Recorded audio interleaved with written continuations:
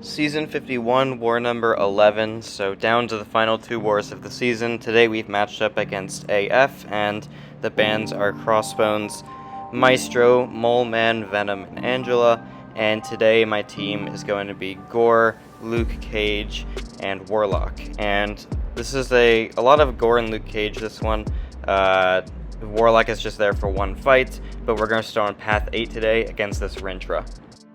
So we're going to get our boost going and then just go into this Rintrah fight, which should be pretty easy, because once I get to an SP2, usually Rintrah is just kind of dead.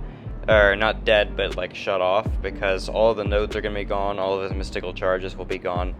That's how it should go. I actually play this fight very poorly, just because I completely forget the main gimmick of Rintrah's kit, which is mystical charges. So he's going to end up going unstoppable when I drop my SP2, and then I'm not going to get the concussions up, which is very nice. But either way, we're going to go for an SP2 here, and I did get a little bit unlucky with the triggers of the mystical charges. I feel like he got more than he usually does, but either way, I should have just paid more attention to it. And then at this point, I'm just like, okay, I'm just going to back off until they all consume themselves. I don't even care. And then we'll just reset ourselves with another SP2. So anyway, we're just dancing around, trying to get him to block, and then now I can start going again. So yeah, just get to the SP2 with 5 or more exhaustions, and then drop it, and then we're chilling. He drops his SP1 here. I'm going to counter it with my heavy attack. It's going to place the debilitate. He goes for another one, but that's fine. I tried my best to not let Rintrah get to an SP2 in this fight, just because if he magically somehow hit me with it, or I magically somehow blocked the SP2 instead of dexing, and he had the crit me with your best shot buff up, and he somehow crit me, it would have been very bad. So I was just gonna not let him get the opportunity, and instead just kill him by baiting SP1s and such. So there we go, fight's over there. And next up, we're gonna move on to this Overseer on node 17. And this is a pretty easy fight with Gorr, because we don't really need to worry about clarity too much, at least in the beginning, because we have an undermine, so that doesn't really matter. We are going to take some retaliation damage in this fight, both when an ability of mine fails and when I fail to poison Overseer, but the retaliation damage does not stack too much, so it ends up not being too big a deal. I'm eventually just going to get to an SP2 and then kind of go for it. And actually, I'm not even taking any retaliation when I poison him, so never mind, forget that part. So yeah, we're gonna go for my SP3 in just a moment. I think one more combo, and then I'm gonna go for it. Or okay, another combo, and then we'll go for it. And yeah, there we go. So SP3 is thrown, and usually nothing survives Gorr's SP3, so this fight's basically over. Yeah, he's down to 36% now, and then this is definitely gonna wipe him out. So then we move on to section 2, starting on path 4. I've had Gorr 4 wars in a row, mainly because I've had to take path 4 wars in a row. And if there's techs on path 4, Gorr is literally just the best option for them, because he has the heal block immunity, so they usually will never be able to go unblockable, because they won't be able to get enough debuffs on you. So whenever special burst lockdown would trigger, we're not going to actually get the heal block on us, we're only going to get the armor break.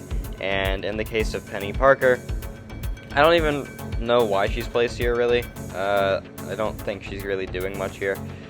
But yeah, Gorr just completely wipes her out. Like, there's no risk of her going unblockable. She triggers her auto block there to consume some of her spider charges, meaning she can't even get the chance to put a power burn debuff on me. So yeah, we get to an SP3, and then we're gonna have way more debuffs than I needed. Like, I should have just thrown it right there, but yeah, we throw it right there instead. She only has 33% health when we drop it, so she's gonna get absolutely wiped out right after the SP3, so there we go. Alright, next up, we're gonna move on to the Warlock fight, which is just against this Havok on node 31, and Warlock just kind of hard counters this, because Warlock has an ability where if you parry a non-contact attack, he is going to power drain the opponent a little bit, and Havok loses all of his plasma passives on himself whenever he gets power burn, or power drained. It's both, I think. So in this case, I just need to make sure he never gets to 10 plasma, and I can kind of just do that easily when I just parry his medium or his special one hit. So that means he's basically never gonna go. No, he is never gonna go unblockable as long as I don't get a plasma on myself. The only other way to get a plasma on me is if I went for a heavy attack, which would place the bleed, or if I went for an SP1. So just don't do either of those things, and then we're chilling. So yeah, he gains a bunch of plasma there, but then it's gone immediately because he has willpower turned on. So yeah, we just power drain him that way as well. And then go for another SP2 here, which I should have done right when I had the armor breaks active, but it's fine.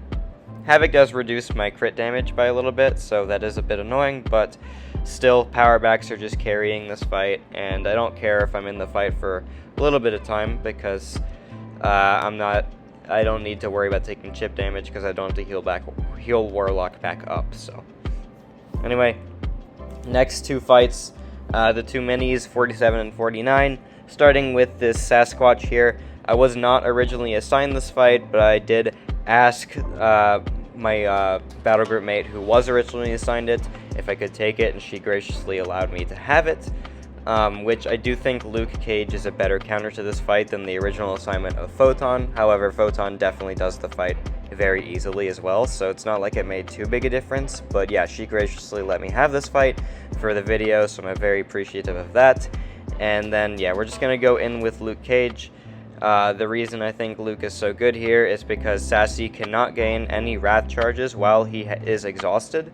So at this point, I just need to get to an SP2 with 5 exhaustions, drop it, gain a concussion, and that's going to just shut off the node. So if the node is shut off and Sassy's charges themselves are shut off, then this is literally nothing. Like, I have an invul boost on, so I can push him red if I so choose to. However, usually I'm just going to bait SP2s, so it doesn't matter. He obviously gains a lot of power in this fight, but Mystic Dispersion at least doesn't apply because of the exhaustion's controlling ability power rate, so it's largely just hit him until he dies with a bunch of SP2s. And I'm going to go for...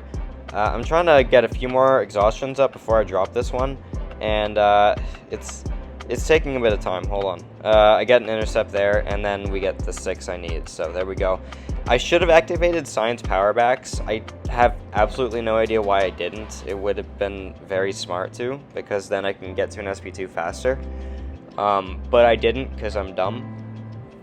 Either way, it's fine. This fight's still going to go really well. We have the Debilitate active now. I'm trying to bait his SP2. He doesn't feel like throwing it, but then he does. And then I'm just going to counter with a light attack. And the concussions are going to fall off again. But the fight is going to be over in just a second. As soon as I drop this SP2, now I'm like, okay, he's low enough to where I can just stun chain him with my SP1s. And I still have 3 hits of the invul boost that I can use as well that I'm completely forgetting about. But either way, yeah, he's going to die here. We throw the SP1, we combo right after, and then, yeah, it's just very over. So we don't even need another SP1. We've had a relic after that. We've had another SP1 after that. So easy chillin' fight there. And then the last fight of the war is going to be this Prowler on node 49, which should have been an easy fight. I'm going to make this a lot harder than it needs to be. So I'm going to do my normal Gorr ricochet intercepts to start the fight. And I'm going to place a poison, which allows me to parry. I somehow get hit there. I really don't know how. But either way, I can parry while Stun Reflect is on cooldown. I put Stun Reflect on cooldown by using a poison. And I'm trying to get some Shadow Magic here. Block his SP2. Don't want to risk the dex on the first hit, kind of like Fanta, because he will absolutely nuke you if you get hit by it. And it's really not punishing if you just block it. So here I'm going to start placing debuffs again, and I'm going to make a very critical mistake here. I completely disregard Polka Dot Power as being what gives me power, and I drop an SP2 instead of an SP3. And this is extremely bad because he power drained me. He's at 30 power creep charges. I don't notice it.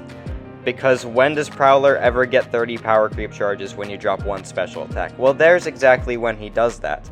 So now I'm in the corner, I have Brute Force active, and I ate an unblockable SP2 because I didn't expect it to be unblockable. And now I'm just like, okay, please die, please die, please die, please die. We're going to drop an SP2 and he's going to die. But man, that was one of the scariest moments I've had this season because, yeah, if he ate that SP3, I don't think he would have died. But I could have also probably just heavy attacked into another one. So that would have been how the fight would have went in a perfect scenario, but we didn't die. That's what matters. So we did lose the war yet again. So we're like 4-7 on the season. This season's just really, really bad for us. We lost on time too, of course, which makes it worse. But I'm just ready for this season to be over with so I can start the next one. And yeah, we're only one war away from that. So getting excited for next season because the tactic leaked roster looks very interesting, so I can't wait to be testing it out and such. So thank you guys so much for watching. I'll see you in the next video.